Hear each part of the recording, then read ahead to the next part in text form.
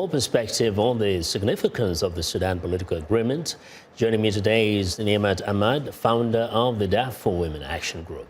Mr. Ahmadi, welcome to Africa 54 once again. Thank you. Now, there are celebrations all over Khartoum over the weekend, but we are still hearing that there are people who are not necessarily celebrating. Why? Well, as you know, the realities on the ground in Sudan are not celebratory at all. Talking about the historical grievances, the long-standing crisis in Darfur, there are over 3 million people who are genocide victims still out of their homes.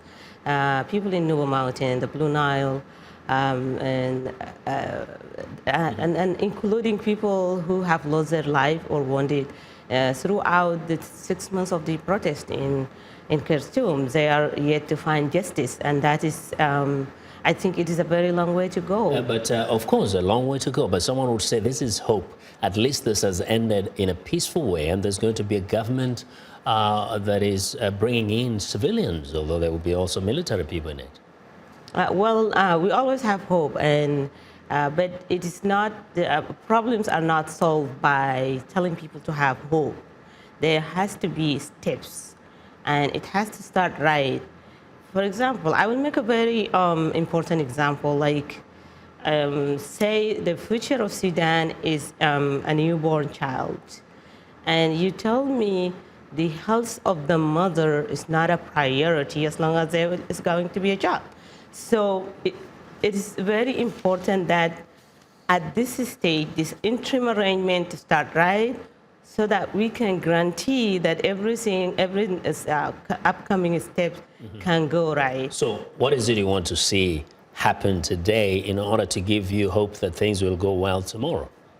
Well, the agreement first has given the military the leadership of the first interim agreement. You know how agreements are made in Sudan and how they are violated. And these two guys are not trustworthy. Everyone knows that they are close associates of Bashir, and when Bashir committed genocide in Darfur, they are his men down there executing the genocide and still continue to commit atrocities. But these people are holding Bashir accountable. He's been held today. He was actually in a cage in court. Isn't that a testimony that actually they're not necessarily staying loyal to him, but they're being loyal to the people of Sudan? Well, I don't think that if they are being loyal to the people of Sudan, this is a rush trial. I think right now we don't even have a government in place.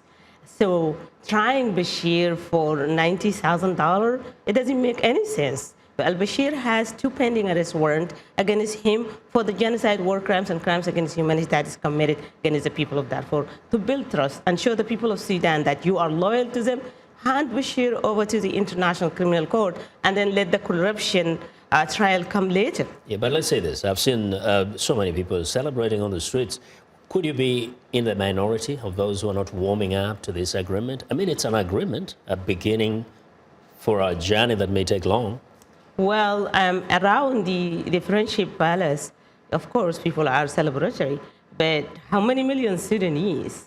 Sudanese are like over 30 million. Yeah.